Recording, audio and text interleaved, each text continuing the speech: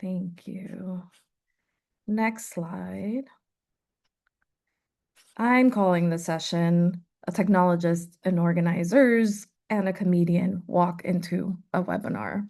My name is Suhey Ramirez. I'm Narrative and Cultural Strategies Director at Race Forward. I use she, they pronouns, and I'm joining you from Lenape Land in Brooklyn. A few things before we start. There's a Q&A function, and we'll have some time for questions at the end, so feel free to use it. You can also turn on live captioning if you need it. And if you have tech issues, I believe my colleague Annalisa, who is leading our tech right now, is dropping an email in the chat that you can check out. So you can reach out. You can also log out and log back in. Yeah, there's the email. So, all right. Thank you. Next slide, please. So I'm really excited to be part of this Democracy Is series and to be able to geek out on cultural strategy with you, our audience, and our incredible visionary guests. So today we're going to challenge ourselves to think on how we can each use culture strategically to activate solidarity narratives in service of multiracial democracy and liberation, and learn how we can do this together via Race Forward's Cultural Week of Action. We're going to hear from Sunny, Kaden, and Millie, artists and cultural workers who are actively implementing cultural strategies or engaging in participatory cultural production via art, media, and news and entertainment media to reach audiences and advance affirming narratives. And we hope you'll leave with some ideas for how you can participate in our Cultural Week of Action, or even how you can start thinking about activating cultural strategy. And like I said, we'll have a little time for Q&A at the end. But first, I want to take a quick look back at our time together in the Democracy Is series and the arc of that particular program. Next slide, please. So with the Democracy Is campaign and this webinar series that you've been a part of, we've been exploring long-term paths towards a just multiracial democracy. And so as such, this also reflects the theme for our Cultural Week of Action this year. And it looks like we're having some issues with the chat. Thank you, Kaden. Next slide, please. So some takeaways from the Democracy Is series so far. We need power, the power of collective agency and capacity that is only possible through community. True democracy requires a collective consciousness centered on structural equity, human dignity, and a large we that leaves no one behind. And this involves changing governing institutions. Co-governance builds power, civic trust, and delivers results, and has been proven effective in making us active versus passive by making democracy something we do. And last but not least, authoritarianism is here and not new, and we need to weave networks, form circles of support, and maintain hope as a disciplined practice to sustain the long-term fight for democracy. So how does this session fit into all of this? Next slide, please. I love this quote. It's an oldie but a goodie from the cultural strategies canon, if you will, a quote from the Making Waves, a guide to cultural strategy report from the culture group.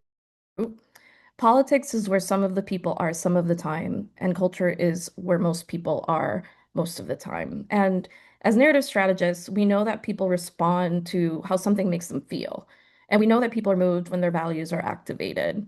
We're drawn to stories, often carried via art and culture from exhibitions, sports, comedy, and other forms of entertainment that reflect and speak to our values. So we are centering approaches that can help us arrive at shared definitions of justice, truth, and community. And we need to be thinking about cultural strategy and how we can strategically employ cultural strategy and activate creative mediums to advance and sustain just narratives through joy and connection and make our collective power visible.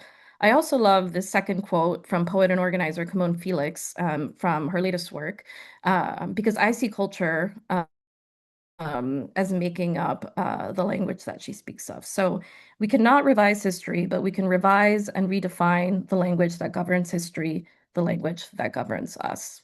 Next slide, please. So Race Forward Cultural Week of Action is back. It's now a campaign that's in its third year, and it aims to bring us together to do this important work and uplift those who are already engaging in the work of activating arts and culture to advance solidarity narratives and multiracial democracy. And this year we're starting early. Historically, we've dedicated a week in the fall to Cultural Week of Action, but we know that this work is happening all the time, and we want to ensure that we're mobilizing our communities to employ and protect the democratic structures still at our disposal, like our local and midterm elections. So our official Cultural Week of Action takes place October 27th to November 3rd, but we're inviting you to host activations and events anytime starting August. Well, really starting today, but anytime between now and August. So the goals for this year's Cultural Week of Action, we want to change the narrative and how folks understand racial equity and democracy. We want to center experiences and approaches that can help us arrive at shared definitions grounded in justice, truth, and community. A season of action allows us to affirm our shared values and paint a vivid picture of democracy and move towards narratives we're working towards versus existing harmful narratives. Um, our Cultural Week of Action also aims to channel our collective creative power for connection, joy, and transformation. So we know that conversations that inform what we care about and how we respond take place every day and are informed by our feelings, experiences, and opportunities. So over the next few months, we invite you to explore new and trusted creative approaches to advancing democracy across a range of sectors, issue areas, and communities around the country, online and in person, that support expanded pathways to participatory democracy. And last but not least, and I've spoken to this a bit already, we want to foster a culture of democracy, of participatory democracy for all seasons. So what if exercising our full civic power was like brushing our teeth for everyone and not just a few? So we want to support and uplift efforts that pursue creative approaches and illustrate what effective governance for all can look like when we feel invited to participate and transform our institutions during and beyond election cycles. So we'll get into how you can participate in Cultural Week of Action in a bit. But now we're going to hear from a few esteemed guests who are going to talk about comedy, the internet, democracy, and all really in service of solidarity narratives. So we'll start off with Caden Mack. Caden is the publisher at Convergence magazine and the host of Block and Build Roadmaps for the Left. Prior to Convergence, Caden spent nearly a decade in various roles at 18 Million Rising, including 5 years as executive director and 2 as chief technology officer, developing the organization inside and out into the digital first anchor of national progressive Asian American organizing. Hi, Caden. Hi, Sue. Thank you so much for having me. Thank Um, you for being here. And before we kick off, do you want to share what creative practice you would try for the first time? oh yeah, this is really funny. I just received in the mail a gilding kit, to put false gold leaf on whatever, and I'm very excited about making a bunch of stuff shiny.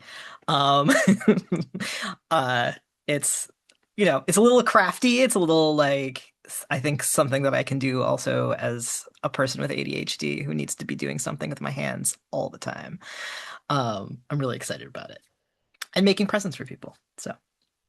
Um, yeah, so thank you so much for having me. I like to start out talking about my relationship to the internet and culture by talking a little bit about my um I guess how I came into this work and why the internet is so important to me. Um, as somebody who grew up in a pretty conservative suburban community, um, as a young queer trans person, I really think the internet is infrastructure that in a lot of ways saved my life.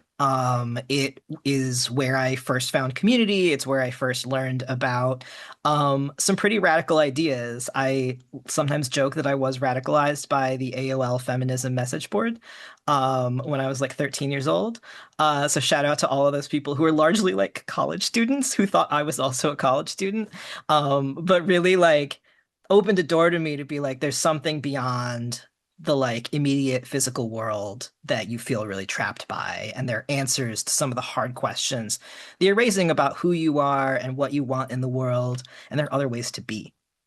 And that was really kind of for me the doorway to asking these questions about how the internet shapes the way that we are able to be together in community, and subsequently the way that the internet shapes how we think about our politics and our culture. Um, at Convergence, where I've been for the last 3.5 years, we are sometimes I describe our work as being a journal of organizing practice. I have some friends who tell me that that's a really boring way to describe what we do. Um, but we largely publish organizers on organizing, asking hard questions about the strategic questions that are really going to get us from this moment of authoritarian retrenchment and like into um, a moment where we can really envision and enact the third Reconstruction and like build real abolition democracy. Also, as the host of our podcast, Block and Build, we think a lot about programming stuff that helps people see kind of like outside of the like mainstream narratives about what our movements are and what social movements do.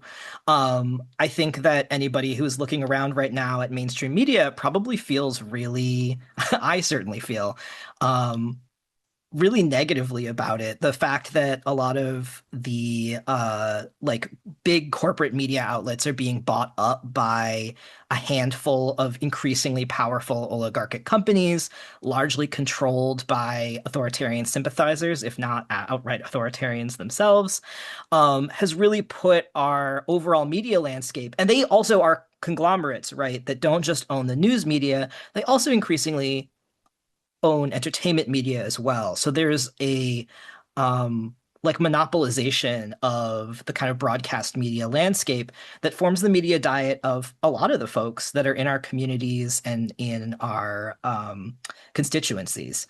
So we're constantly trying to ask this question, what is the story that is not being told specifically about organizing and organizers that helps people start to see themselves as protagonists in the arc of history at a moment when it feels like there's not a lot of power in the hands of everyday people. Um, the thing that we're constantly talking about at Convergence is the idea of the attention economy.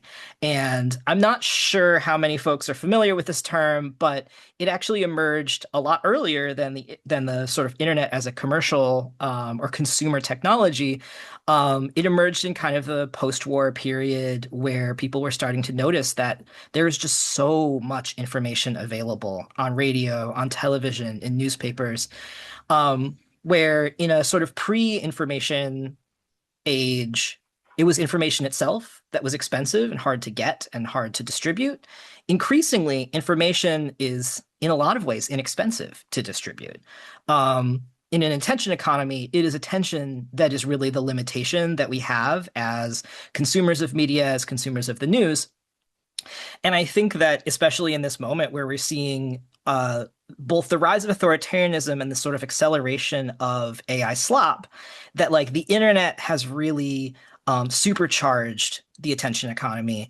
And it's something that all of us, both as individuals and as organization leaders, as members of community, need to figure out what we're going to do with that.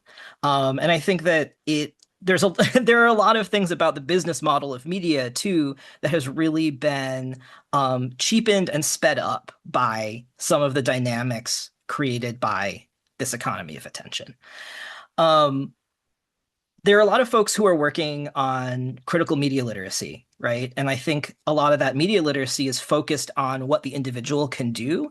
But for me, the attention economy framing is useful because it points to the fact that this is a structural phenomenon, and there's only so much our individual literacy can do, right? That like we can spend a lot of time studying what are the signs of AI slop in a video, and we can point out the fact that videos that our friends send us are AI slop, but that doesn't intervene on the sort of economic forces that make it worthwhile for people to create AI slop and like drop it into our feeds, right?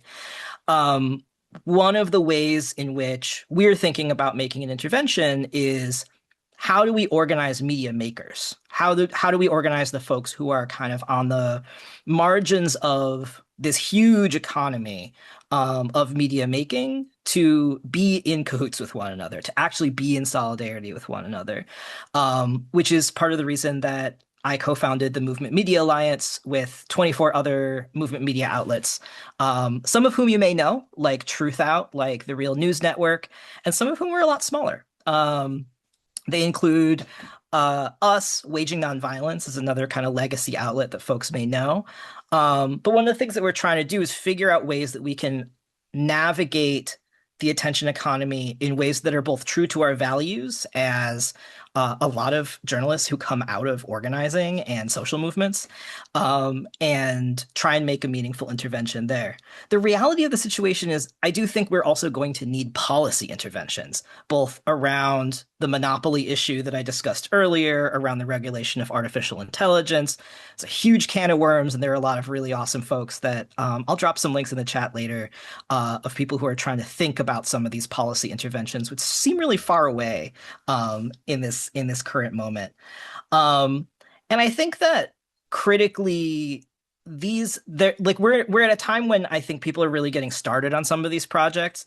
And the challenge, the kind of instigation that I want to offer as part of this is how do we work together at these sort of like multiple registers of both cultural production and cultural consumption to resist the attention economy? Because I don't think it's as simple as we have to just remake everything offline, because the truth is that people are online. This is where we are increasingly spending our leisure time, spending our work time, and finding one another in community. Thinking about the experience that I had as a young queer person, feeling very isolated in a conservative suburban place, we know that the internet is a place that people are going to go to both consume and create culture, because it's a place where we can opt into meaningful communities that we sometimes can't find offline. Um, I can't claim to have all the answers, because I feel like if I had all the answers, we would be having a really different conversation. But to me, this is a moment when people are really open to the possibility of something different. They're starting to really see the challenges and weaknesses of the big tech oligarchy, and that is increasingly merging with sort of traditional and broadcast media. So there are, I think, uh, a way in which everybody in our society is kind of changing their orientation and their relationship to the media that they consume, and then increasingly reclaiming the idea that they also can be media makers. And that's something that I'm really excited about. Um, yeah, I know that's a lot of big ideas pretty quickly, but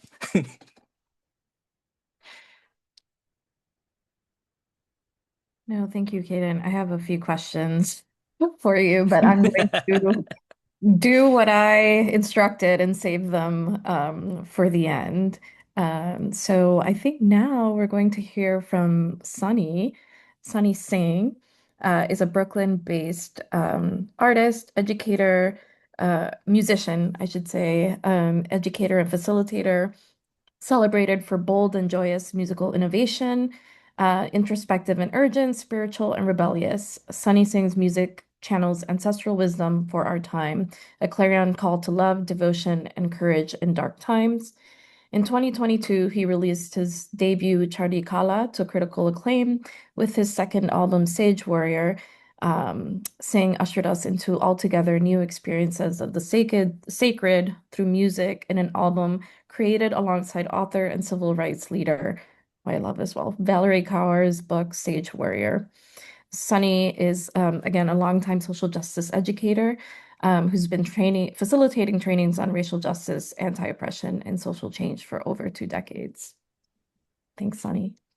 Thank you for having me. Hey, everyone. Thanks for spending your afternoon or morning or evening, depending on your time zone, with us. And thanks, Caden, for kicking us off. And I really love your work, Caden. I love the work of Convergence. A fun fact is I used to be on a collective many a years ago that put out a magazine called Left Turn, which in many ways I see as like a predecessor to Convergence.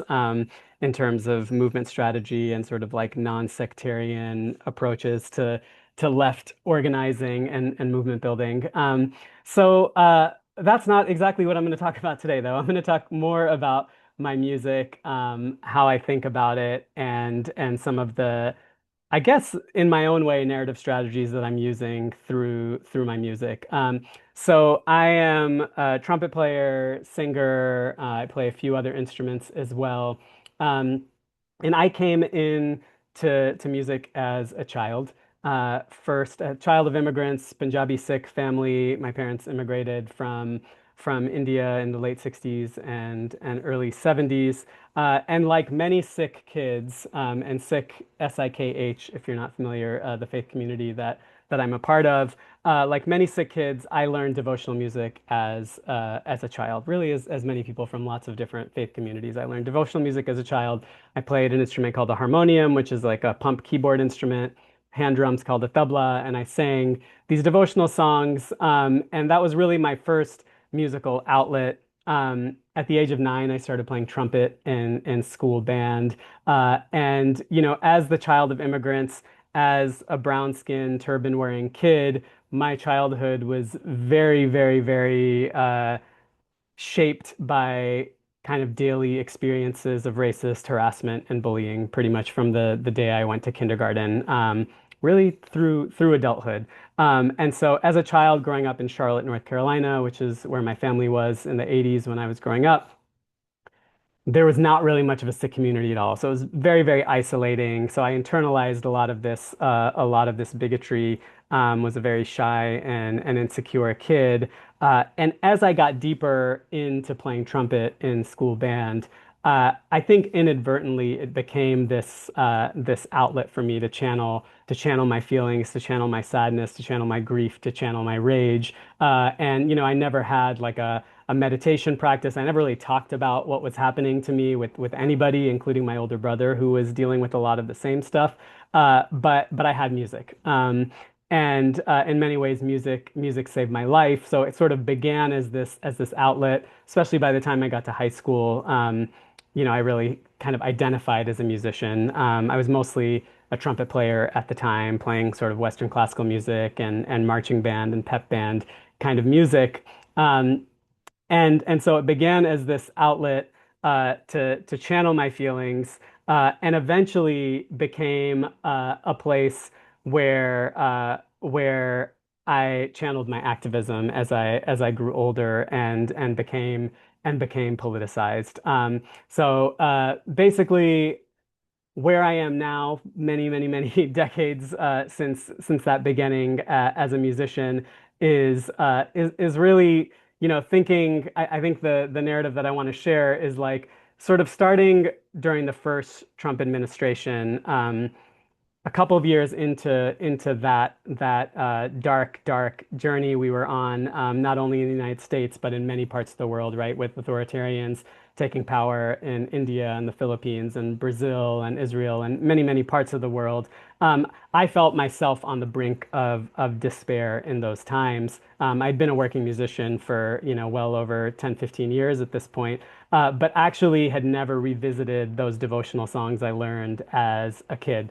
And I found myself gravitating back towards this sort of ancestral wisdom embedded in our spiritual and cultural practices. And so I just started like dabbling around with these devotional songs that I learned, and eventually started composing my own renditions of them in my own way. And found that a lot of the wisdom in these devotional poems from 400, 500, 600 years ago were really, really, really relevant to what's going on today. I don't have time to do like a whole backstory on the Sikh community and our history, but the TLDR version is our community has experienced genocidal times, has experienced worse authoritarians than what we're up against today. And so the body of poetry that we have and the body of poetic music that we have is actually super relevant to what's going on today. And so suddenly I started pouring myself into kind of a new musical project centering this ancient wisdom because I thought it might have something to teach us today. And this led to my first album called Chardikala. And Chardikala, and I'll just type it in the chat so you have a visual aid. Chardhi Kala is this idea in the Sikh community of revolutionary optimism. So our community, as I said, has experienced deeply oppressive and tyrannical times, and yet there was this obligation always to remain in Chardhi Kala, no matter what, right? So we keep our heads held up high. We know what our mission is, which is to fight for justice and liberation. And so the sort of basic theological principle in the Sikh community is oneness. And so if that oneness is in everyone, it's our responsibility to fight for justice and liberation. And we do that with fortitude. We do that with steadfast determination. We do that with Jardikala. So that kind of became the guiding light in my music. I think it already was in some ways in a more subtle way, but really starting, 2018, 2019, when I started working on my solo music, so to speak, is when this really became when this really became the force for me because so many of us were on the brink of despair. And I think as musicians, as artists of all kinds, we have this superpower that just talking like I am now doesn't, like there's just a way that we can connect with art to people directly to people's hearts and souls that we might not be able to do in other ways. And so I think I've really tried to embrace that as my mission, so to speak, and not only for my listeners, not only for my audiences, but very much for myself too. Just like, when I was 10, 11 years old, playing the trumpet to try to like calm down all the pain and rage. That's still how I think about music, right? Like if I can lift my own spirits, if my music can put me in Chardikala, then it's only going to have that sort of impact going outwards. And so I'm gonna share some music with you shortly, but I want to tell you just a little bit. I want to tell you just a little bit about sort of my strategy these days, like some of the ways that I'm trying to use my music as a tool for movement building and consciousness raising. And so one of the things that I've been really focused on and that I think is very timely right now is the rise of Hindu nationalism in India, which has been on the rise for some time now under the leadership of Narendra Modi and the BJP, which in many ways is parallel to what's been going on in the United States. And in many ways, what's happened in India has been a cautionary tale for what could happen in the United States because the MAGA playbook really mirrors the BJP and Hindu nationalist playbook, as well as the Zionist playbook, right? Like all three of these sort of approaches to far right authoritarian nationalism are very much aligned. And so thinking about my people's history, thinking about how my people are one of the many targets of Hindu nationalism in India and in the diaspora, I have often thought, how can I use my music as a way to raise consciousness about this in the South Asian community, but also as sort of a cautionary tale to non-South Asians of like, what can we learn about what's going on in India, right? For example, one of the big targets of the Hindu nationalist sort of like poisonous ideology and narrative strategy, very successful narrative strategy that they have going on in India and the diaspora is this idea of Muslim invaders or Muslims as encroachers, right? Like Muslims are taking over, they're multiplying, they're encroaching on what India used to be, right? So completely ahistorical, completely racist, and sounds a whole lot like white replacement theory, right? It's like a very similar ideology. So that's an example of one of the narratives that I try to push back on in a lot of different ways. And I want to show you a music video that I released a couple of years ago on the heels of a very large protest movement that took off in Delhi against a few pieces of legislation called the Citizenship Amendment Act and the National Registry of Citizenship. Basically, these federal laws that were extremely explicitly anti-Muslim in their intent and in their impact. This huge protest movement popped off, led by Muslim women, working class Muslim women.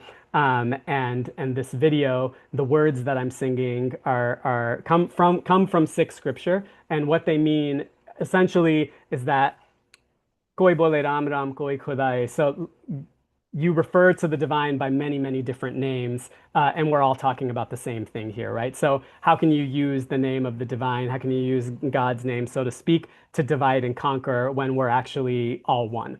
And so when I thought about what do these words written by Guru Arjan 500 years ago, what do these mean today? I couldn't help but think about what was going on in Shaheen Bagh and the protest movement in Delhi. And so let me play you this video and then I'll wrap up.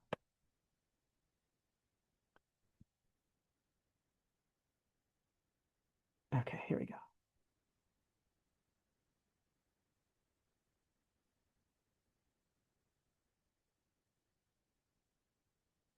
आजादी है शान से प्यारी आजादी है जान हमारी आजादी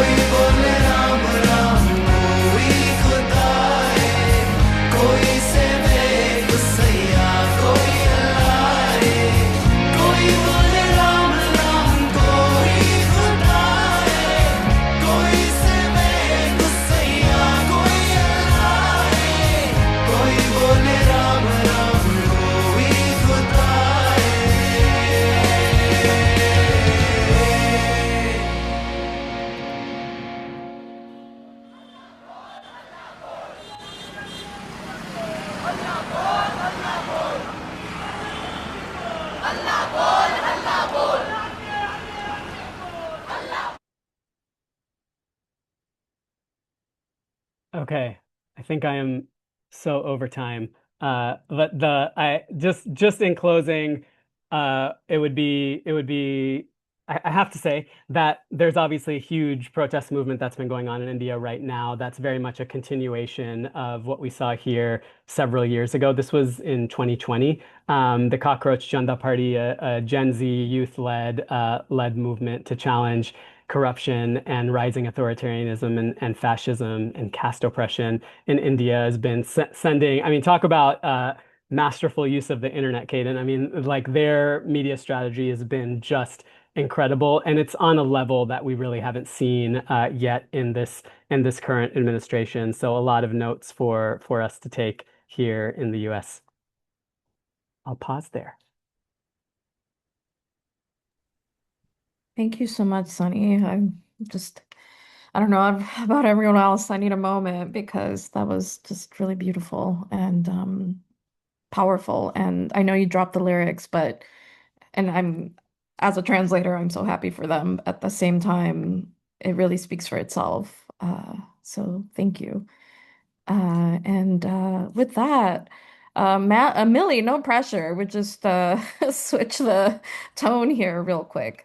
So, Millie Tamares is a stand-up comedian, writer, and actress based in Brooklyn, New York. She's written for ABC's The Celebrity Dating Game, Jason Biggs' Cash at Your Door, and NPR's Wait, Wait, Don't Tell Me. She's a co-creator of the weekly internet news podcast Go Touch Grass and the Sonoro Network, and was previously co-host of the hit political pop culture podcast, The Betches Sup.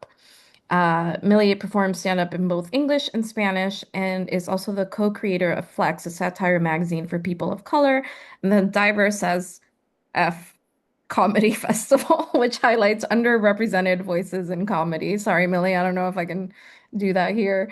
And she consults with The Onion to create a pipeline for diverse candidates. In 2022, Millie won the Yes and Laughter Lab Social Justice Comedy Incubator, sponsored by Comedy Central and the Center for Media and Social Impact. Hey, Millie. Hey, tough act to follow. I feel like now I can't do my sick trumpet routine.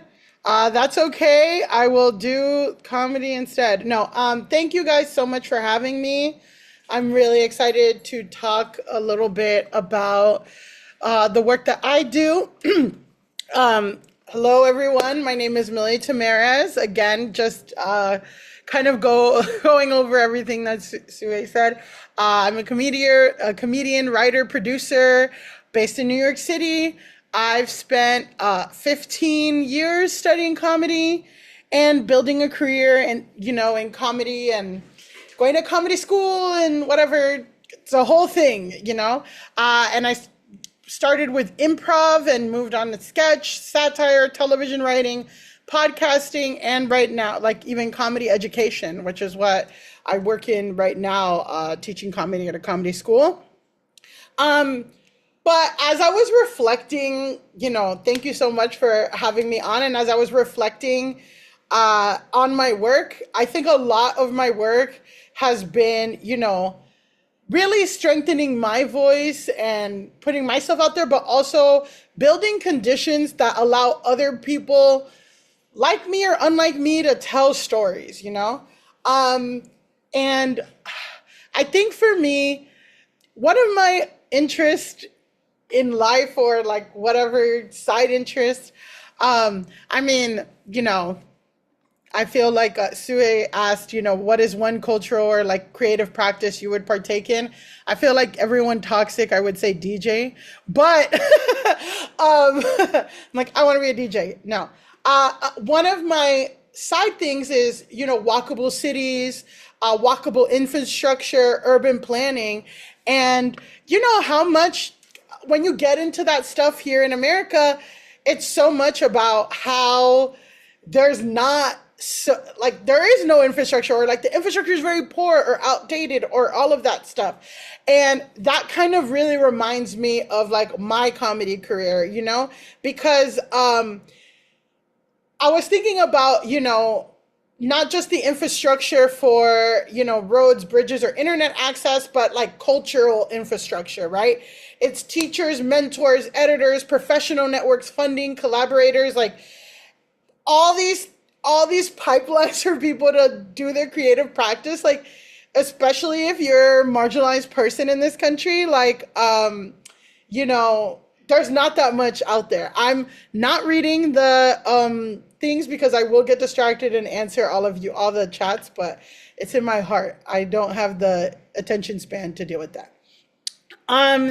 Yeah, so when these things exist, when the infrastructure for people to create exist, those things obviously come from or result in like some interesting conversation or some interesting thought-provoking stuff. But when it doesn't exist, it doesn't exist, right? So that's kind of like been the through line of my career, is kind of building infrastructure for others as I'm like talking about myself. And, it feels, I'm very happy to be invited today.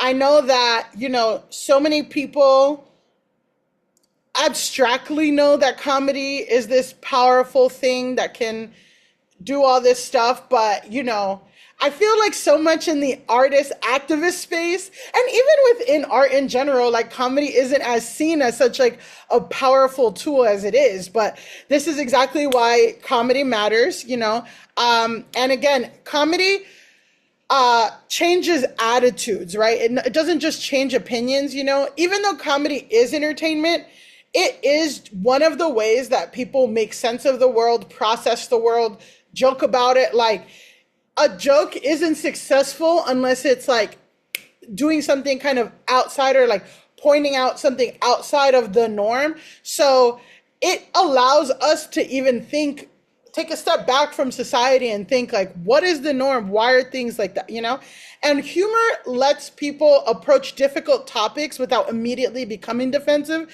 because it's all in the guise of comedy. And oftentimes, more often than not, people will laugh at an idea before they take it seriously, so it's just a really good, powerful tool for propaganda. And research supports this. Later I'm going to talk about the satire boot camps. You're going too far ahead. Okay, thank you. So I do these satire boot camps that I'll talk about in a little bit, but this past April, we had a guest speaker, Dr. Katie Borum from American University, also a friend of Sue's, and she wrote this book, The Revolution Will Be a Hilarious, and it's comedy for social change and civic power.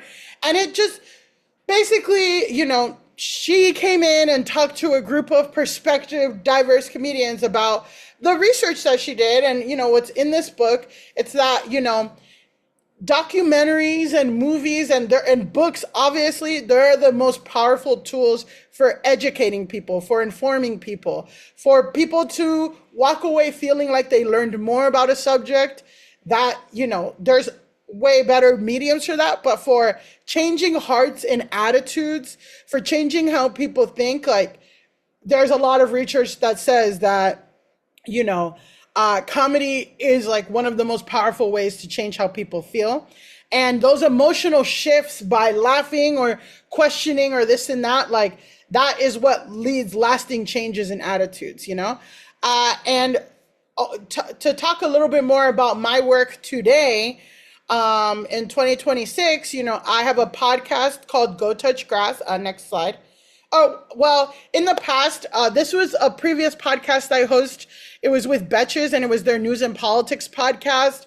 And we would, use comedy as a way to talk about, it was kind of like a Pod Save America kind of podcast with less white guys. And we would all get together, talk with politicians, talk about different issues, and use comedy as a tool to highlight all the things that are going on. But in Go Touch Grass, my podcast today, next slide, we use comedy to, that's kind of the approach I take with my career. On Go Touch Grass, we talk about internet culture, conspiracy theories, the manosphere, viral discourse, and all that stuff, like things that are trending right now, and even different language. This was our latest episode.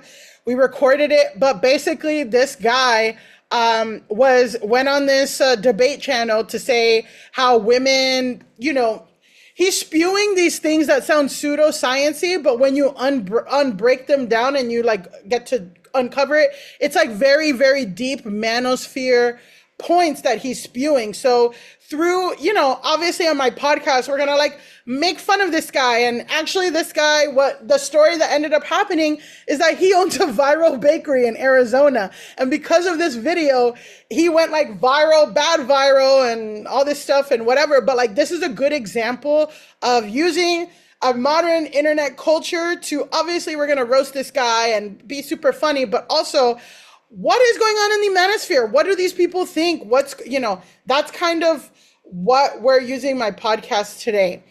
And, underneath every TikTok trend or Instagram reel or something, there are real conversations, right?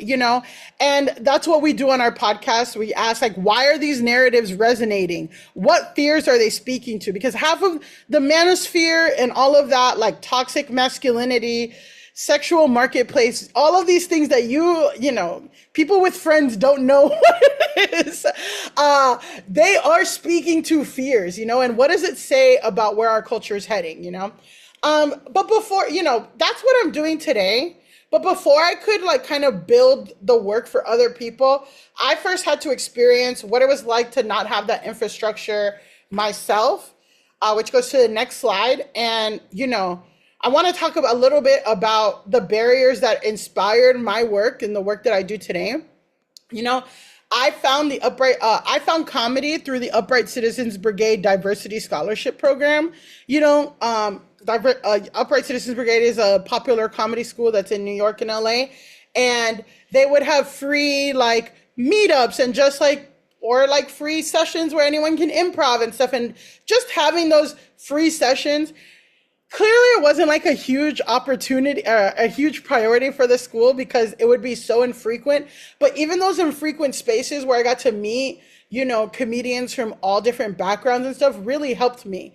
And I ended up getting the scholarship program, the diversity scholarship program, which let me study classes for free. Each comedy class is about once a week for 2 months, 2 to 3 months. And they cost about $400 to $500, $600. And when I started in New York, I was making $13 an hour, so I didn't have all this disposable income to keep learning the tools of comedy. And then when I would be in class, I'd be in such an environment with playing and working with people who didn't understand me, didn't know where I was coming from, couldn't see what I was picking up. And I'm just like, not only do I have money, am I not funny because these people aren't really like picking up what I'm putting down, But through there, again, I felt very unseen. And again, a lot of the teachers that I was studying under were white men. And when things would happen in class, like racist moments would happen in class or sexist things, no one would really be calling it out and all that. This is, a long time ago. And naturally, I started finding other comedians who kind of felt similar to me and gravitated towards them naturally. And next slide. In 2013, I started a group of all women of color improvisers called Affirmative Action. This is us in 2013. This is us in 2014. So just to get being able to play and work and grow as an artist with other people really empowered me and really empowered my voice and kept me in the game a little longer, Looking back again, it wasn't, of course I was just, creating an improv team and I just wanted to do funny, silly comedy.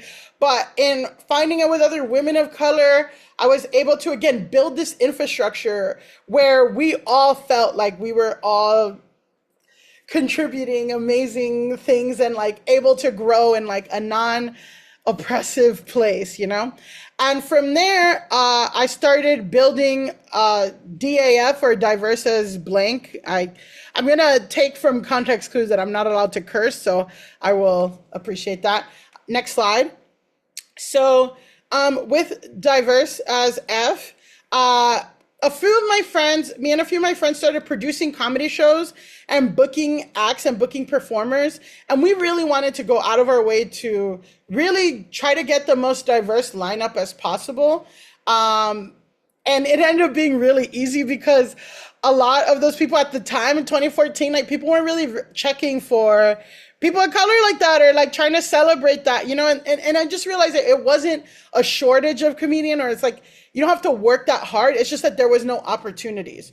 So, and you know, we did this big festival, and then we did it 1 year at the New York Poets Cafe, and then the second year we did a festival, but we also, instead of just producing shows, we also started producing workshops. So we found teachers who wanted to volunteer to teach comedy, which there's a lot of people who are willing to do that.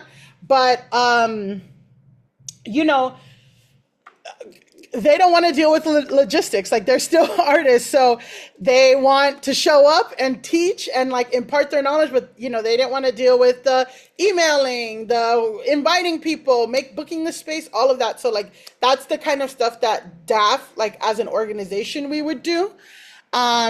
Next slide. So then for the first year in 2017, I mean, on the left, that's like a picture of one, you know, like one of our performances. And then on the right, so in that first year of workshops, a writer from The Onion, David Isco, he's like, look, I want to teach Onion style writing to a group of diverse people. I don't want to do any emailing or anything like that. If I can just show up, I'll do it. And what ended up happening was we ended up having 4 units of 20, again, incredible comedians of all backgrounds, disabled, queer, everything. And we had these courses for free. And what ended up happening is, you know, that one guy and this one thing ended up being a multi-year, up until this day, partnership that formed into now it's a multi-day satire boot camp where participants, you know, learn satire writing, editing, parody law, First Amendment protections, but also professional skills from other people of color, and then also they get to network, you know? And over the years, that has now turned into a pipeline of employment into The Onion, you know, from these workshops that we created. Because again, it's preparing these people to, you know, The Onion is an institution of its own. They're very particular, and it is like a core kind of pillar of American comedy. So great. I'm running out of time, so I will keep going. Okay, so next slide. These are some, so what would happen is after we would teach these people and students like how to write headlines, we just had a massive, like hundreds of people that are trained for only just like a handful of paid staffing roles at The Onion and also contributor roles. So I ended up making in 2018 Flex Magazine, which is, I mean, these are some headlines. It was kind of like a POC satirical version of The Onion. You know, very goofy headlines there. But yeah, that's just one way, you know, that we would do that. Again, what excites me isn't just teaching someone about how to write a funny headline. It's again, like, as I studied satire more, there's nothing inherently like satire specifically in the branches of comedy. Comedy is very broad, but satire is all about power structures, using comedy as a way to question and, you know, do everything with power structures and mock and satirize. And it's so interesting how in this country, satirical comedy, when you close your eyes, like sometimes the default is a white man, but there is nothing inherent into that, you know? There's nothing inherent about comedy that makes it's actually like even more powerful when it comes from someone marginalized or, you know, whatever. Anyway, so again, it's watching someone realize their lived experience belongs in satire. Like everyone's experience belongs in satire because it's about power. So it's like, how are you gonna talk and mock about power when you're the most, it just doesn't, whatever. And again, it's watching people who've never imagined themselves writing professionally, leaving our program with a portfolio, a network, and a lot of confidence. And again, that's what the infrastructure does, right? And every year we receive hundreds of applications for 50 spots. Like that's like the norm. There's a ton of demand. It's not that there's no problem, there's no talent. It's not that there's no ideas. It's access and infrastructure, and that's kind of where I was just thinking of, as we wrap up.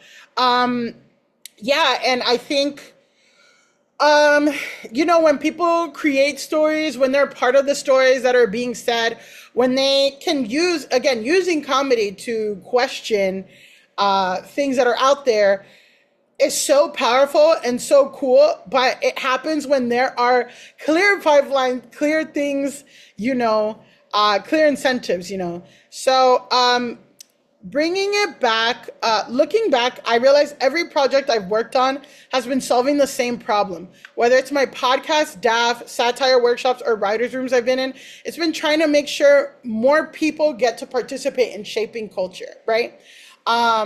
So again, every meaningful opportunity in my career, I think, next slide, we can change slides. Yeah, this is our latest. This is April 2026. That's in the Onion office. So the Onion invites, again, these are people who've come from all over the United States to attend not only Onion workshops, like boot camp or anything, but it's also like soft skills, the lectures. And, we had one of our participants share how she uses comedy to help caregiving people with dementia. And like now she uses comedy for dementia and caretaking stuff. And she's like making a documentary. So every meaningful opportunity in my career started because someone invited me to a room I wasn't necessarily expected to be in, or I created that room myself. A comedy class, a writer's room, everything. None of that happened because there was already a clear path. That's what I'm trying to do, is like make that clear path, for other people. But it only happened because artists, somebody believed artists belong in the conversation, not just as entertainers and people who can just make a joke, but as collaborators, and that's really what I'd love for some people to take away today is like, if you're trying to change narratives, or build solidarity or move people, like definitely invite a comedian to a room, and I think, there's an incredible untapped well, especially in this country, for comedy that pushes towards social change. There's subtle examples, but right now, we are extremely incentivized to be as incendiary and crappy as possible as comedians, next slide, yeah, we'll keep going. Next slide. Yeah, Kill Tony is one of the, extremely offensive, extremely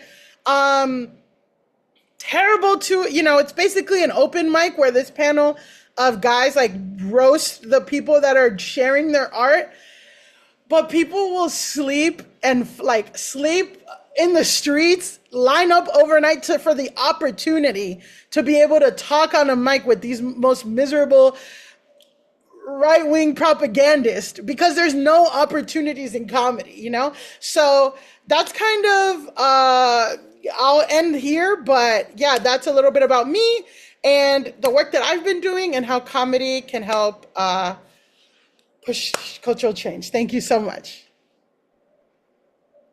Thank you, Millie. That's the most serious I've seen a comedian ever. I know, right? We have some time for questions. So if folks have any questions for Millie, Sunny, Kaden, if you have questions for each other, I have questions. Uh, oh, you have a new fan in the chat, Millie.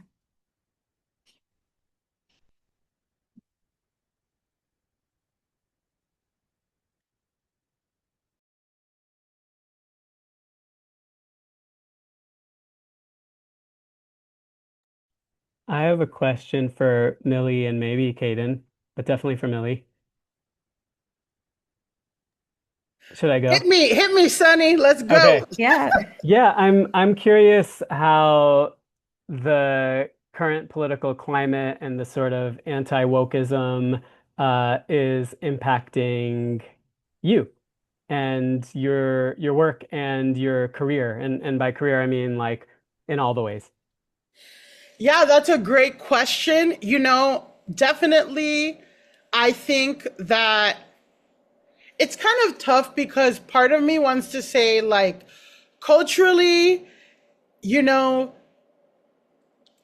people are picking up what I'm putting down. And, like, thankfully, I haven't been arrested yet or anything like that.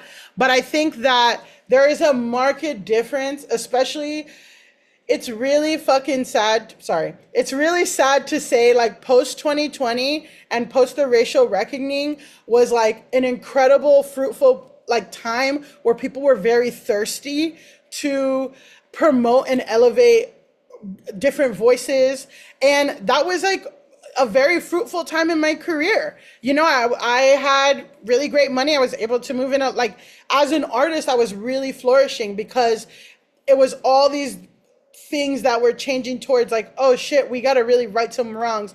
And then I feel like Trump 2.0, it really regressed back, at least in material ways, right? And that is kind of like correlating with the writer strikes, with the streaming bubble popping. Like, there is just not a lot of TV shows and programs and culture and media made right now. And then they all want to appease Trump. So if they've cut all their programming, or like, I know that there's some, tech companies or some companies that are sponsoring like woke things, like Latin filmmaking initiatives or whatever, but they're doing it quietly. They're removing their names as to not upset. So yeah, I feel like in terms of my material success, it is really not great. I'm very broken, fighting for my life every day. But in terms of culture, you'll actually be surprised that the anti-woke stuff didn't really hit or take control for that long. People see right through it. I really thought it was going to be a really strong pendulum of everything being super conservative and super woke. But and not to say that didn't happen, but almost immediately, like, the other side has such cultural power, and it is just cooler to be a part of the other side, that, like, that impact isn't, hurting the thirst and the hunger and the seeking, but it is hurting materially, which in a way, like, is to discourage me from creating more. So it's like yes and no. There's things. I mean, I definitely think that we've seen a lot of concrete impacts of this too. And I think a lot about to Millie, to your point, the like way that I don't know, at the beginning of this Trump term, I went back to a lot of the research on like dark money in politics. I reread Jane Mayer's book. I reread Democracy in Chains, and really started grappling with this phenomenon that is like we are at the tail end of a multi-decade narrative strategy by the right to sort of like capture, to suppress. Um, what's interesting is, I think, what folks like the folks on this call have been able to build in that thing's shadow. And there's part of me that fundamentally believes that like we're kind of watching like this sort of like extinction gasp of that like logic, right? That like there are enough people who are listening to like what people who are sort of traditionally on the margins are saying, that like you kind of can't put that genie back in the bottle to a certain extent. But I do think that their strategy to put the genie back in the bottle is to starve us financially. And we're seeing that, I think, probably a lot of folks on the call in the audience who are like organizers, seeing layoffs across like the organizing sector. It's all part of that I think, strategy to sort of like starve us out. And I'm not sure what the solution is, because I do think that, looking at the bigger landscape of media consolidation, of, yeah, just like fewer seats for more people, I think there's a challenge there, but I also think that the opportunity is that more and more people, just like regular everyday people, um, are seeing that like that is also the work of like basically like the theft of wealth from the working class broadly construed. And I mean like the multiracial working class, right? That like people are seeing those contradictions in like why the heck is Elon Musk the world's first trillionaire while like our schools are being defunded, our libraries are being closed, and like people who really speak to things from our communities can't make a fucking living doing it, right? Like, I think that's all part of the contradiction, and I think part of cultural work is about heightening contradiction so that people are ready to throw down. So Thank you, Kaden. And this is not to discredit the reality that you face, Millie, because I listen to your podcast and so I know about the trolls that you've encountered. And so I know that they're real and they exist. But I also think about how comedy is almost a way to mask and not mask a lot of the problems, right? Like kind of provides a little bit of protection in the sense that you can always default to I was joking, even though we talked about how there's always truth to a joke, really. And that's why it's so important in this, I think, attention economy that Kaden like is clearly well versed in. And I guess a question that I had maybe for both of you, Kaden and Millie as well, is I know, Kaden, you talked about, we need regulations. They're not coming anytime soon, not to be that person, but, with AI and these. So I guess like how are you seeing like what are concrete ways that we can resist it? And maybe Millie, how do you see yourself establishing, I think, credibility? Because I rely on you dissecting interviews with Elon Musk, with all of these terrible people to make sense of the world. And so I don't know if that's really a question, but um, yeah, I mean, I think the like explosion of protest movement against things like hyperscale data centers, against automatic license plate readers, against the sort of like infrastructure surveillance that now is actually like infiltrating real life, right? That is like in people's backyards or proposed to be built in people's backyards is really a sign of like how done I think people are with the way that the economy is being run. And that like to me, what I've been noticing is like that is both about the sort of like concrete, sort of like political economy stuff that underlies like the AI industry, that underlies like social media as this like surveillance system that we've all opted into and now can't opt out of. Like that people are sort of like looking for the concrete manifestations of that. And I also think that like um where I guess the way that I think about that is like where our supposed representatives are falling asleep at the wheel and refusing to do the representation that we deserve. Like people do have the answers, right? And like one of those things is like we can starve them out too by not letting them build their freaking hyperscale data centers in our backyards. And that like there's some real genuine grassroots movement towards that I also think is full of joy and that is like about people again sort of like refinding themselves not just as the consumers of information but also the creators of information and media and culture, because I think that so much of this consolidation that we've seen in Web 2.0 is about reducing us to sort of like passive vessels for like TikToks, right? And like, what does it mean to take seriously the like things that we as humans can do with one another that we will always be better than machines at doing? Because there's something that everybody, single person on this call is better at than a machine will ever be better at. I believe that like as one of my sort of like fundamental tenets of trying to be a human in the year of our Lord 2026. So, Yeah, I like to joke that I'm less wrong than AI and use less water. Uh,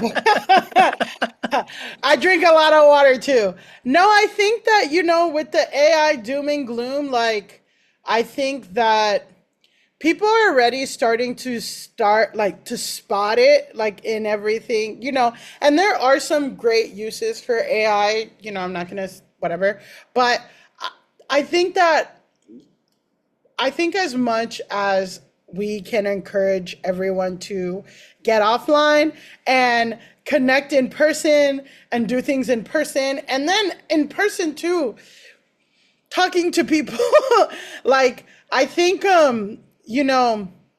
sometimes something that I like to do that has nothing to do with a comedian or nothing, but how many people do you hear them say, well, just because I'm online all the time because of this podcast, I start to hear something, I study the right and make fun of it, but I start to hear something that a friend will say. It's like, oh yeah, Candace Owens, this and that. And I'm like, hey, just so you know, you're on a pipeline. Just so you know, you're on a pipeline. Whatever you got going on, let's start to switch off because you're on a slippery slope. But it's just crazy because if you have, it's just right now, pointing it out. Yeah, well, I'm a little judgmental. Uh, right now, and especially if you are a young man in this country, the reality is, and they're doing it to women now too. But if you are a young man in this country and you have any hobby, gaming, uh, gaming, working out, hike, that's a right wing pipeline. You're 2 or 3 videos down from getting radicalized on the right. So I just like to, we need people, we need to show some great examples on, we need some left wing propaganda. I say that, but I'm like, we really do, probably, not propaganda, but messaging that says, like, we are stronger together, we are built like this and that, and a little bit more spelled out than we're used to, because I think also a lot of the correct information is paywalled, or you need a college degree to understand. That's a big part of democracy, is like, you need a college degree to understand anybody. Like, so it's like, can we create stuff that has good messaging that's easy to understand? That's like kind of my thing, and getting people offline. Thanks, Millie. I think that's a good segue into my piece on how you can get involved in Cultural Week of Action. And while I'm talking, I would really encourage or invite you, I should say, Sunny and Millie and Kaden, because I think a question I get a lot in cultural organizing spaces when I'm trying to connect organizers with artists is, okay, cool. Like, I would love to bring people in through comedy, but I don't know a comedian, or you're the first comedian I've ever met, or can I afford a musician, or what sort of entry points to bringing some sort of, artist into your work. Do you like some ideas that you have around that, or networks that you would recommend? And then I see Caden's message. Yeah, and then I'll walk folks through how they can get involved in Cultural Week of Action. Annalisa, can you bring back the slides? Yeah, there is a question for Sony in the Q&A function. I don't know if we have time for that, or maybe we can answer. Yeah, I'm gonna try to get to it right at the end, if that's okay. Yes. I will share slides.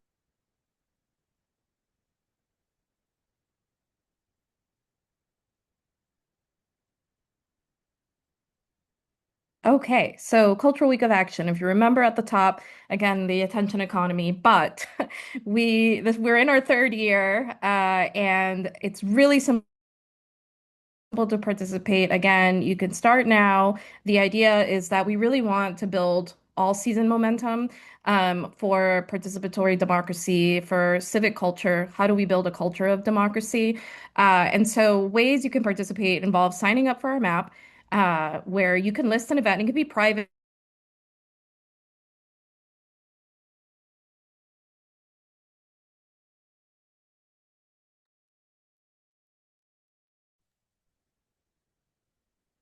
I think Suhei's internet got Oh disconnected. no, she was so Oh, worried about that.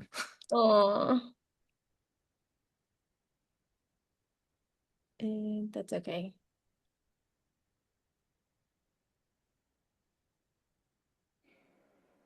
One I think second. it's like scan the QR code and do this. Yeah.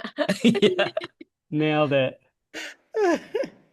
Oh Should yeah. I Do the should I question, Sonny. All Yeah. right, I'll do the question. So Brian asks, he's curious if I have any reflections on narratives emerging from the cockroach protests in India that may be relevant for transnational organizing. And yes, many reflections. Yeah, just briefly, I shared here, I think others can see it, an article by Arundhati Roy on the protest movement that I think is super helpful and more insightful than anything that I'll say in my 20-second response. But more than anything, I'm both inspired by what's happening, and I think the speed and scale at which that what something that began as a joke. If folks haven't been following this, the really quick version is uh, some senior minister in India, high powered elected official, I don't remember which one, referred to unemployed youth as cockroaches, and then a young person who is very internet savvy created a fake political party called the Cockroach Janta Party, which is like the cockroach party, and the Cockroach People's Party, something like that.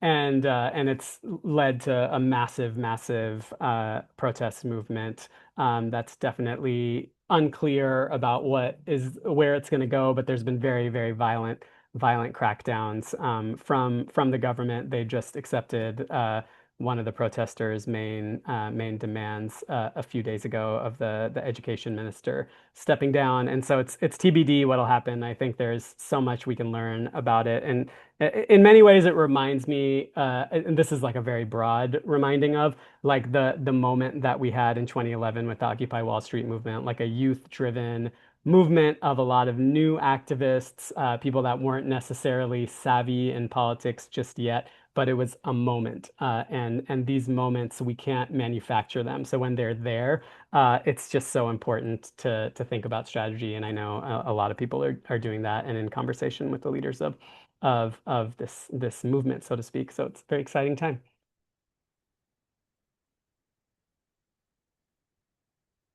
Thank you, Sunny. Apologies, y'all. My internet connection is unstable, apparently. Um, I see some great questions and comments in the chat. If we could go back to the slides and I can finish letting folks know about how to get involved in Cultural Week of Action in our last few moments. Thank you. Again, you can access the website and sign up to lead an event. Also, if you already have something you're hosting in the next few months, it's a great opportunity to raise awareness about the event. We'll also be sharing it on Race Forward socials and with our partners. If you would like to be an organizing partner, that's also an exciting opportunity. There is an intake form for that on the website where you can actually collaborate on a resource with us. Maybe there's a specific type of voter guide you'd like to create. Maybe there's an artist you have in mind. Maybe you'd like to bring Millie into a session you're thinking about, or a musician. So I think we have examples on our website of different types of activations and events that you can host. And again, you can start now. You don't have to wait until October 27th, and folks will be able to filter to find events both now and during the week of action. Next slide, please. Okay, great. Yeah. And so we have an FAQ that you can check out to learn more. Visit our website. There are lots of resources and materials to help you host an event. Again, we're in our third year, and this is an opportunity to collaborate on resources, collaborate on cultural interventions, cultural strategy. I think something I heard from all of our speakers today is really the opportunity that their specific medium provides, either to elevate voices, whether it's through convergence and helping people through the editorial process, which might seem just out of reach for a lot of people when they think about their voice, or Millie finding and developing community with folks who understand her experience and her humor and can build power that way. And we were able to experience Sonny's craft and where his activism and music and really rich cultural tradition intersects. And so, thank you all. I hope this served as an inspiration. And I do think we actually, if you have questions about participating in Cultural Week of Action or any questions that were unanswered in the chat, we have a couple minutes.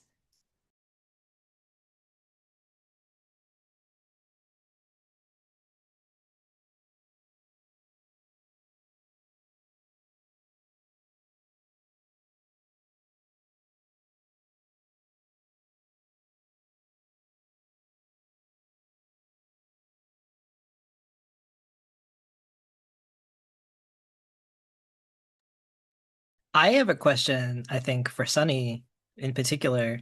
Um, One of the conversations we've been having a lot at Convergence is about like building a culture of internationalism in the US. And obviously, your work is so transnational. Are there things that you've seen be very successful in helping connect US-based organizers to movements abroad, really thinking about this question of like how do we learn lessons from the CJP Yeah. protests in India and that kind of thing? I wonder if you could talk to that a little bit. Yeah, I mean, more an observation, which is, I've been involved in Palestine solidarity work for like 25 years probably.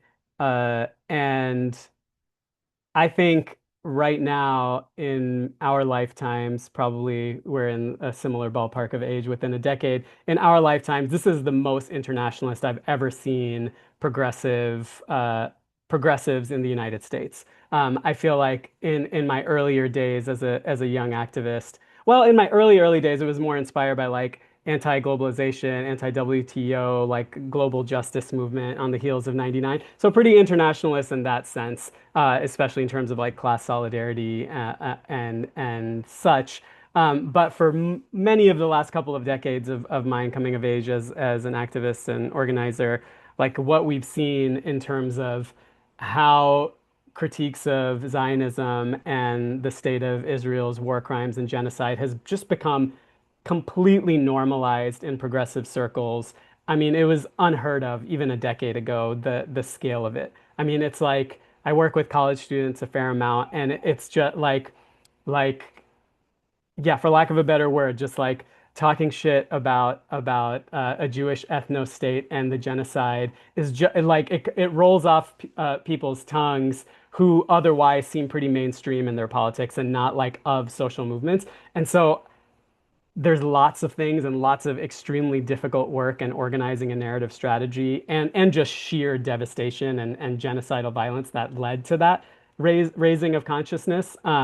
But I think there's so many lessons to be learned from it. And so a lot of us that are doing organizing in the Indian diaspora and South Asian diaspora around Hindu nationalism are very much inspired by because it's so parallel, right? Like the Hindu nationalist playbook is basically almost the same thing as the Zionist playbook, which is almost the same thing as the MAGA playbook. So I think there are many of us that are connecting those three sort of strains of authoritarianism and sort of religious ethno-nationalism.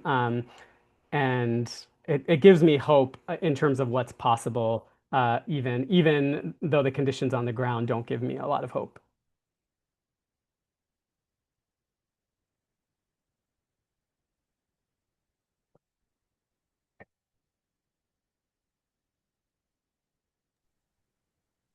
Thank you for that, Sunny and Yeah. Kaden. Millie, I saw you nodding. I don't know if you wanted to say anything. No, I think everyone's using the same playbook and we should all work together to fight it. Yeah. I don't sing a lot in English, so that's one of my narrative strategies to encourage internationalism. I rarely sing in English, and I have actually have like a couple of songs that, or one song that's in English, Spanish, and Punjabi, which, again, yeah, Jackson Heights, baby. narrative strategy for internationalism. There you go. I hear that, Sonny. I will not be caught in public without a book that's either in translation or in its original language that's not English, and that is my position. Um, but again, I think we're at time. So thank you, Kaden, Sonny, Millie, our incredible interpreters, Matt and Amanda, and our Race Forward team. And please join us in the next few months with by hosting an event or leading an activation. Thank you so much. Yeah, thanks for having us. Thank you. Thank you so much. Everyone's so great.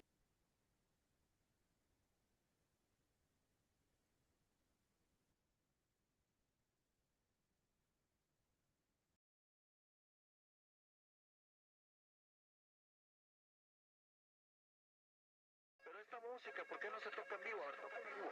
No, pues ¿quién la va a tocar en vivo? Pues yo la voy a tocar, compadre. Probando, sí, y ahí está. Y ya hace 20 años.